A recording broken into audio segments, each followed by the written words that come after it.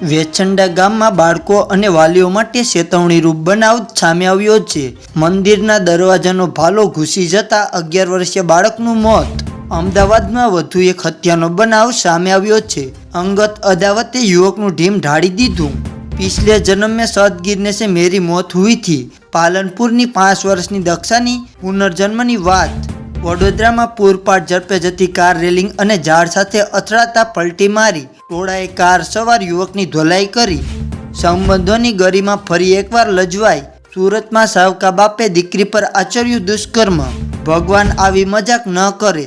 અહીં સાલી સાથે પતિ ભાગ્યો તો બીજી તરફ માતા પણ સસરા સાથે ભાગી ગઈ। વિચિત્ર કાંડ સામે આવ્યો।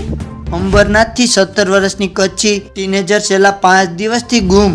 એરપોર્ટ રોડ પર ઓવરટેક કરવા જતા જીપ અને કાર વચ્ચે સર્જાયો જીવલેણ અકસ્માત। 3ના મોત, 12 ઘાયલ। રસ્તા પર મૃતદેહો પડ્યા હતા।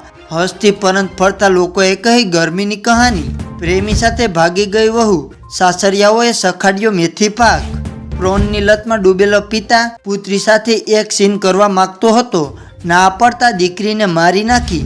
ગંગા સ્નાન કરીને પરત ફરી રહેલા ભક્તોને નડ્યો અકસ્માત। એકનું ઘટના સ્થળે જ મોત, 5 ઘાયલ। પાવાગઢ બાઇક લઈને જતા મજૂરો આગળ ગાય આવી જતા અકસ્માત સર્જાયો। એકને વધુ ગંભીર ઇજાઓ થતા વડોદરા રિફર કરાયો। પાલનપુરના ખસા ગામની દક્ષા કરી રહી છે પુનર્જન્મનું રટણ। 2001માં ભૂકંપમાં મરી ગઈ હોવાનો કર્યો છે દાવો। બેફામ ટ્રક ચાલકે એક જ પરિવારના 3 લોકોનો જીવ લીધો। લોકોમાં આક્રોશ ફેલાયો। હળવદમાંથી ગુમ થયેલી પરિણીતાની નર્મદા કેનાલમાંથી લાશ મળી। ફોરેન્સિક પીએમ માટે રાજકોટ લઈ ગયા। વેપારી દૂધના કેનમાં દારૂ અને બિયર વેચવા નીકળ્યો હતો અને પોલીસે પકડી લીધો। ક્યારે અટકશે? વેફર બાદ હવે બનાસકાંઠામાં ચણાના પેકેટમાંથી મરેલી ગરોળી મળી આવી। ઓડીનારમાં સામાન્ય ઝઘડામાં મહિલાને સરી મારી હત્યા કરી પતિ પત્નીની ધરપકડ કરાઈ। સુરતના ડિંડોલીમાં વટ સાવિત્રીના વ્રતની પૂજા કરવા જતી મહિલાને ડમ્ફરે ઠોકરે ચડાવી, પગ સગડી નાખ્યો, અંદરના હાડકા દેખાવા લાગ્યા। તો મિત્રો, આવા જ બીજા સમાચાર જોવા માટે અત્યારે જ અમારા વિડીયોને લાઈક કરી અને ચેનલને સબસ્ક્રાઈબ કરી દેજો।